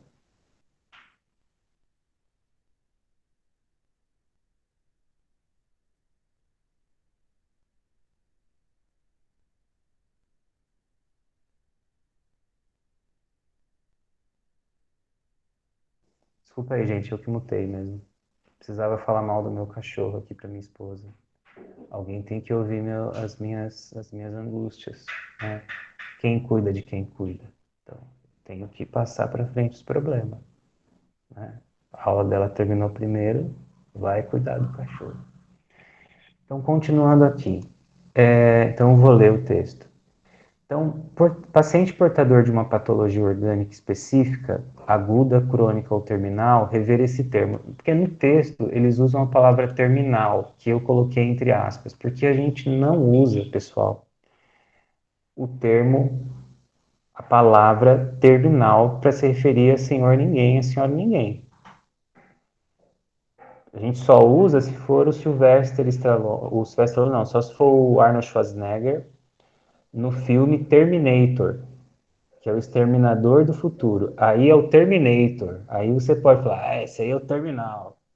Ou o terminal de ônibus, porque termina. Agora, se a nossa saúde ela é uma saúde biopsicossocial espiritual, então a doença ela não pode terminar comigo. Até porque se você falar de, como eu disse para vocês, de um paciente que convive com uma metástase de câncer de próstata há 20 anos, ele não seria terminal, mas está vivendo 20 anos com qualidade de vida. Então, essa ideia de terminal, além disso, de ser um problema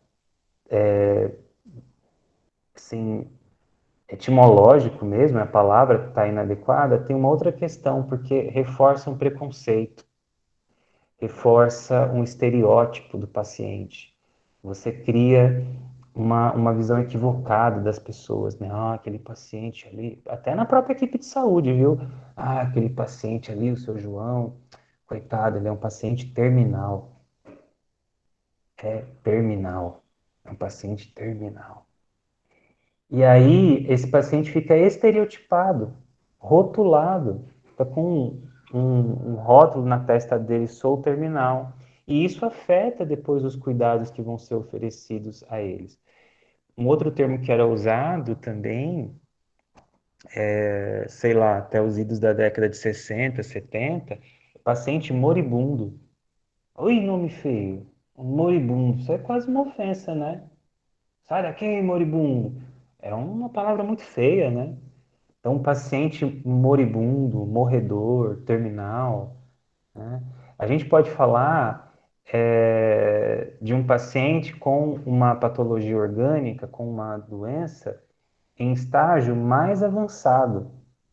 Ou seja, a doença está no estágio mais avançado, mas não que o paciente é um paciente terminal, porque senão isso causa, em última instância, preconceito, estereótipo. Então, não importando se é uma doença aguda, né? Por exemplo, uma apendicite é uma doença aguda, né? É agudo. Se é uma se é uma doença crônica, né? Uma diabetes. Então, é uma doença que não vai ter cura. O paciente vai ter que lidar com aquilo e cuidar para que a doença não evolua para casos mais graves. Ou uma doença que não tem possibilidade de cura, que pode trazer sofrimento, ameaça a vida biológica, mas não necessariamente é uma doença terminal. É uma doença que pode estar em estágios mais avançados. Então, a gente tem que rever esse termo. Seja como for, o adoecimento trata-se de um momento de crise e ruptura na história de vida da pessoa, porque estava vivendo a vidinha dela numa boa, pum, vai parar no hospital. Estava vivendo a vidinha dela numa nice, e aí descobre que tem uma doença que não tem cura. Ou está vivendo a vidinha dela como bem gostaria, e aí descobre que tem um carcinoma avançado. É um momento de crise na história de vida da pessoa. Só por isso já necessita de um acompanhamento psicológico. Acho que não claro que não necessariamente um acompanhamento psicológico já de primeira vai para terapia, mas precisa de um suporte psicológico. Então isso é importante pontuar.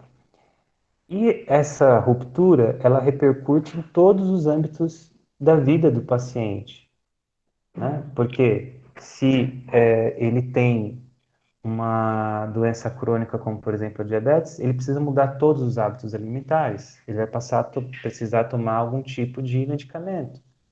Se ele tem uma doença aguda, ele vai ter que deixar de fazer as coisas que ele gostaria, que ela gostaria, para ficar internado, para tratar aquele adoecimento. E se é uma doença que ameaça a sua vida biológica, que está avançada, os sonhos, os projetos que ele ou ela tinham vão ter que ser repensados. Então, seja como for, a doença, a patologia orgânica, ela requer uma adaptação. E essa adaptação, ela é em todos os âmbitos da vida, ou seja, não é só biológica, é psicológica, é social e também, de certa maneira, porque não, também é espiritual, porque pode afetar o sistema de crenças e valores daquela pessoa até aquele momento. De certa forma, pelo que o texto aponta, adoeceríamos então de forma coerente com o conjunto da nossa história e com o sentido por nós atribuído à situação. É mais ou menos dizer o seguinte, que a gente não adoece e vira outra pessoa, e se transforma. O nosso adoecimento, ele segue uma lógica muito parecida com a nossa trajetória comunitária, social e psicológica que a gente viveu até o momento de crise. Então, às vezes a gente vê assim, né? Tipo, nossa, a pessoa está doente, poxa vida, né? Ela ficou diferente, ela parece outra pessoa, mas na verdade, eu acho que são duas coisas. A primeira é a situação de crise que causa uma ruptura, mas ninguém adoece de maneira assim incongruente, inconsequente com quem ela já era. Ela já tinha potencial nela reagir, né, e se ajustar de determinada forma com aquelas capacidades, entendam? Se vocês olharem por qualquer tipo de teoria, se vocês olham, por exemplo, a teoria psicanalítica, a pessoa, quando teve esse adoecimento físico, ela era de estrutura neurótica, agora ela virou perversa. É possível um negócio desse? Não é possível pela teoria psicanalítica, concordam? Ah, não sei, professor. Não, estou afirmando para vocês. Então a pessoa, ela era neurótica quando ela não tinha diabetes. Agora que ela tem diabetes, ela virou psicótica. Qual é a justificativa disso? Não existe. Então, significa que a estrutura psíquica ela é mantida e a forma de enfrentamento, a forma como é lidada essa ruptura, tende a seguir os recursos que a pessoa tem e que ela não tem. A mesma lógica seria com a teoria behaviorista, ou seja, o self é o quê? É o repertório de comportamentos. Então, quando vem o adoecimento, você vai lidar com aquela mudança ambiental com o teu repertório de comportamentos. Você pode aprender novos comportamentos, talvez vai precisar, mas você não vai se desfazer do teu repertório de comportamentos que já está reforçado e definido pela tua relação com o ambiente. Entende o que eu quero dizer? E sem entrar no âmbito da fenomenologia, porque se entrar aí que não tem jeito mesmo, né? O indivíduo é responsável pelos trajetos que ele toma, né, sobre a sua existência. Então, o ponto é, seja da perspectiva ambulatorial ou da perspectiva da ligação, né, ou da perspectiva da consultoria, apesar desse bezinho aqui, o fato é que o adoecimento requer uma adaptação diante de uma espécie de ruptura ao estilo de vida, aos valores, ao sentido que a vida tem. E aí a doença precisa ganhar um sentido. Por isso que eu acrescentei aqui o espiritual. Não é só biológico, não é só psíquico, não é social. É espiritual também. Porque dependendo do adoecimento, a gente tem que rever os nossos sistemas de crenças e valores, né? Seguindo aqui, então eu vou colocar para vocês, resumidamente do que está no texto, a intervenção em hospital geral deve considerar o quê? quais são as considerações que, que uma intervenção hospital geral deve considerar? Então, o primeiro ponto que ela deve considerar, por mais que seja meio óbvio, é o tipo de clientela.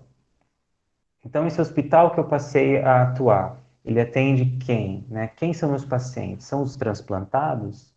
São os pacientes que passaram por cirurgia ou passarão por cirurgia bariátrica? São crianças? É um hospital neonatal? É um hospital especialista em infectologia, como o Emílio Ribas? Né? Qual é o público que eu vou atender? Qual o tipo de clientela dessa instituição que eu vou atender? Então, a intervenção já começa por aí. Eu tenho que pensar quem é a minha clientela.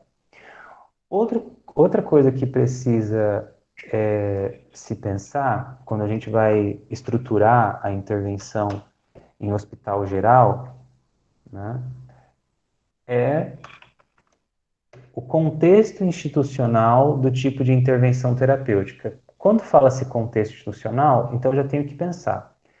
O atendimento que me é solicitado é um atendimento por consulta, ou seja, eles vão lá e me solicitam para eu fazer uma avaliação, eu avalio, indico acompanhamento ou encaminho para acompanhamento e saio fora, e não necessariamente tem uma relação com uma equipe multidisciplinar, ou eu faço esse papel de ligação. Eu acompanho todos os casos daquela clientela específica em um determinado ambulatório, entendem? E quando se fala em contexto institucional, eu também devo pensar qual que é a entrada da psicologia naquela instituição. Será que a psicologia é coisa nova ou será que ela já vem sendo trabalhada por outras equipes que vieram antes de mim? Porque isso muda tudo. Porque se eu entro num hospital, existe, tá, gente? Que nunca viram um psicólogo na vida. Ah, psicólogo, o que você vai fazer terapia com os funcionários? Não, eu vou trabalhar junto com você, nos casos. Então, eu já atuei no hospital assim. É bem doido, mas pode acontecer. E pode acontecer que você está pegando o bastão de alguém numa corrida que começou muito antes de você.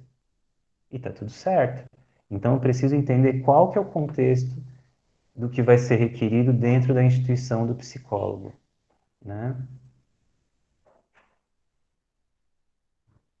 E por último aqui, né, para 3 pontos é sempre bom para gravar, né? Podiam ser 4, mas vou colocar só 3. E o último é orientação técnica, teórica, do psicólogo, da psicóloga e os objetivos pretendidos. Então, quando eu pergunto para vocês no trabalho qual a orientação técnico-teórica, isso é importante na vida profissional. Então, pode ser que você fale assim, poxa, mas eu não sou um psicanalista, professor, mas eu me sinto seguro propondo uma intervenção na perspectiva psicanalítica porque eu entendo. Essa é uma decisão técnica, teórica que você tem que fazer.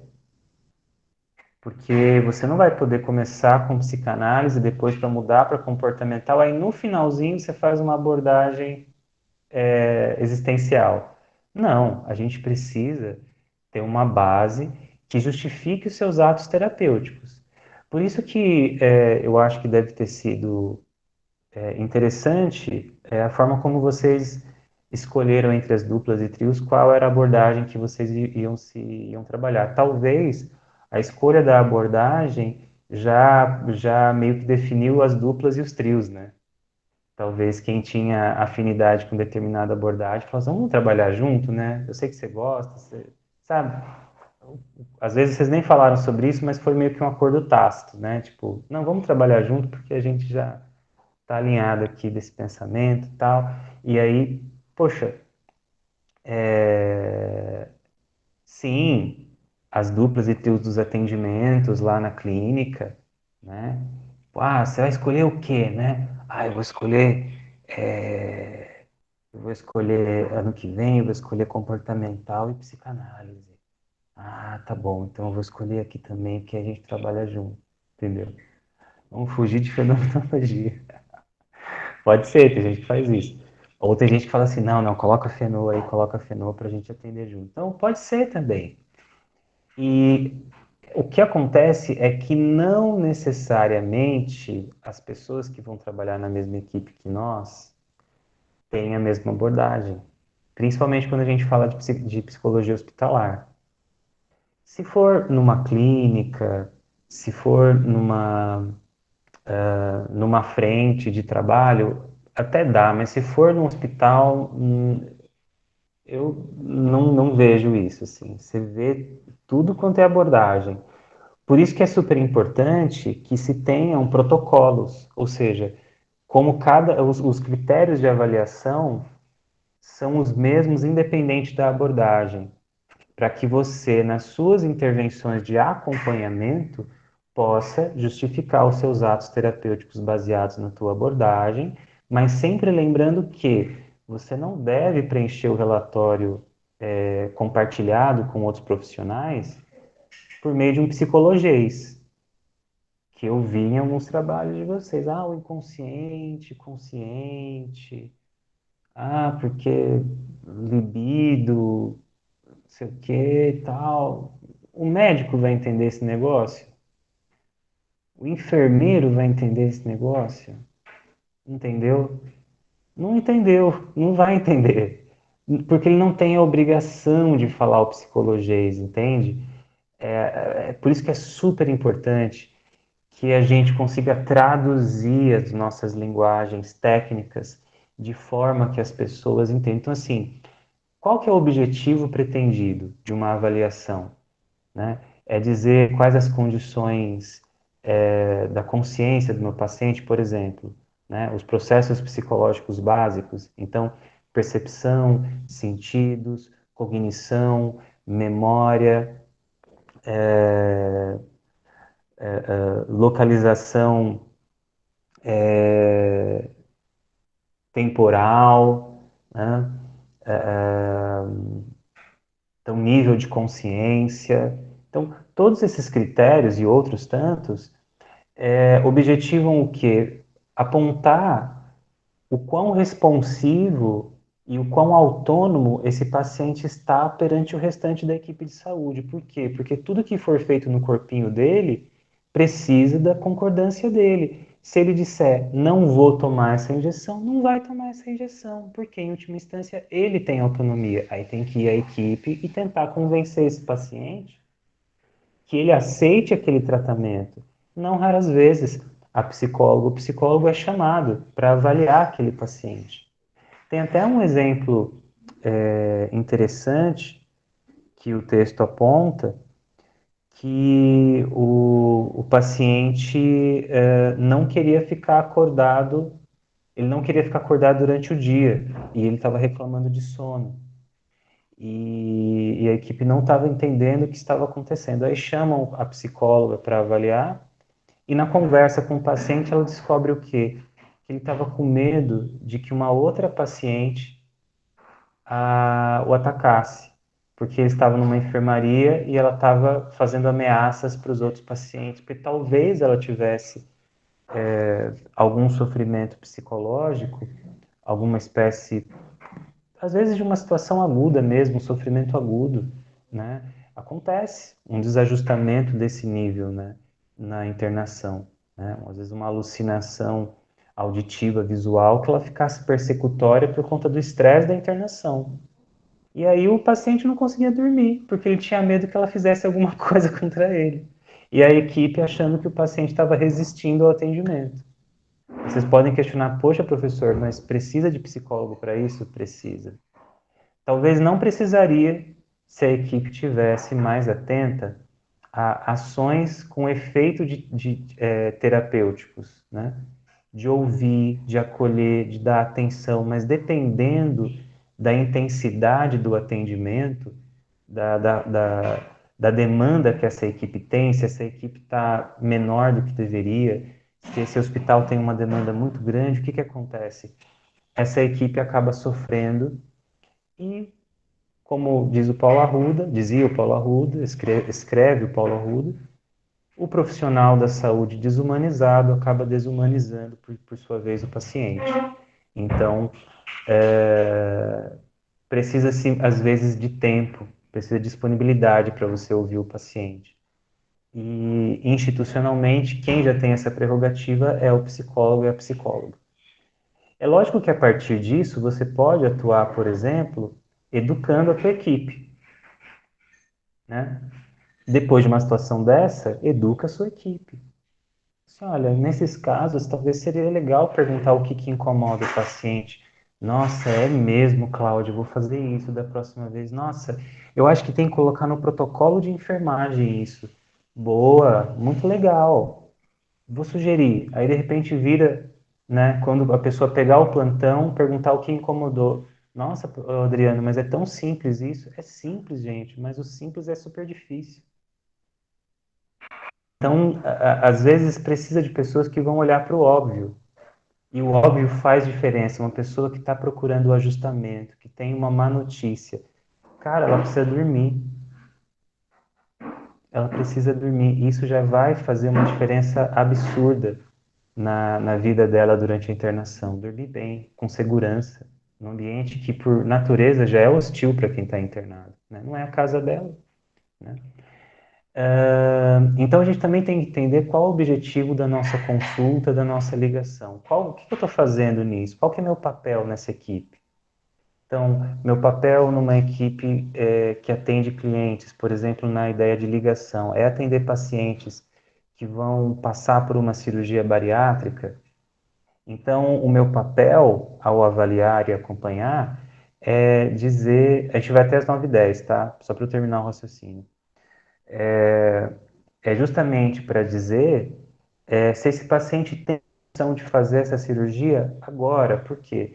Porque depois que fizer determinada cirurgia, seja bypass, né, que é, até onde eu sei, é a mais agressiva, ou qualquer outra modalidade de cirurgia bariátrica, isso vai exigir desse paciente mudanças de comportamento, mudanças de hábitos alimentares.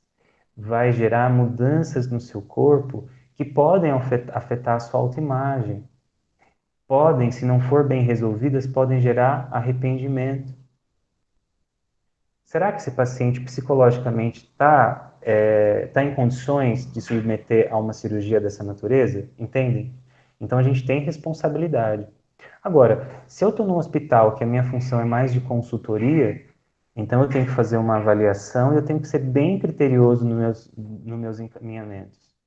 O ideal, na minha percepção, é que a gente consiga fazer um pouco dos dois e, de preferência, ter uma entrada para fazer a ligação.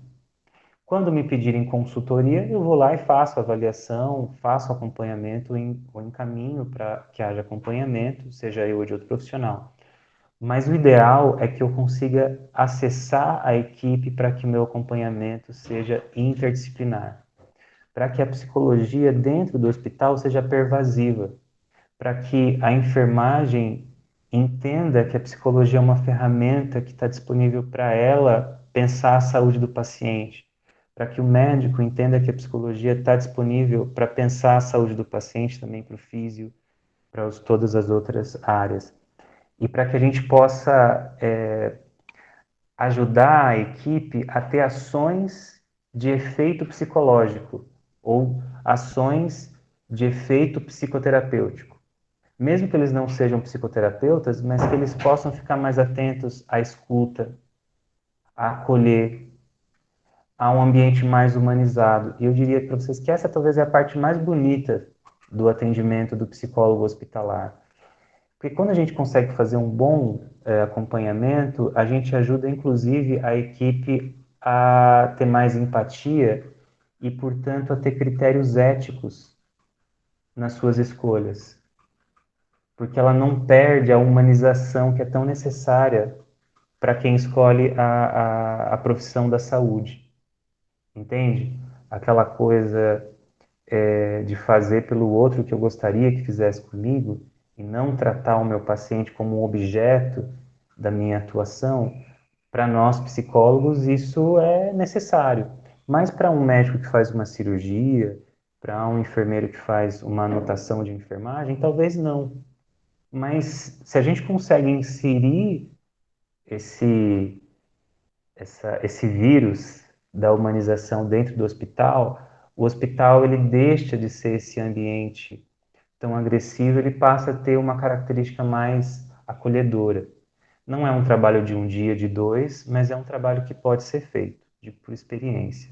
E quando a gente deixa essa semente, é muito bonito, né? Bom, eu acho que a gente pode vir até aqui, tem mais umas coisinhas que eu queria falar, mas não tem problema. Como a aula que vem a gente vai falar de intervenções específicas dentro do hospital geral, a gente continua esse papo na aula que vem, tá? E se alguém quiser falar de nota, de alguma coisa, fica por aí, 5 minutinhos a gente conversa, tá bom? Sobre a aula, alguma pergunta, alguma observação, alguma reclamação, alguma queixa, alguma fofoca? Não, fofoca não, só perguntas mesmo. Beleza, então, gente. Então, desejo para vocês bom descanso, bom restante de semana, tá? Fiquem aí de boas e a gente vai se falando, tá bom? Obrigada, professor. Obrigada, Boa noite. gente. Boa noite. Agradeço. Obrigada. Boa noite, gente.